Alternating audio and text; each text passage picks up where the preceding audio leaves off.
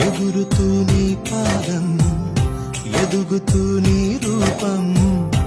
ఎదురుగా ఉంటే అంతే ఏదో ఆనందం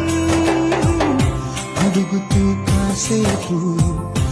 అలుగుతూ కాసేపు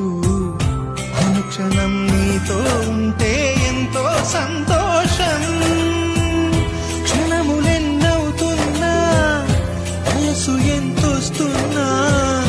పాపవే పాపవే మేఘాల పల్లకి తెప్పిస్తా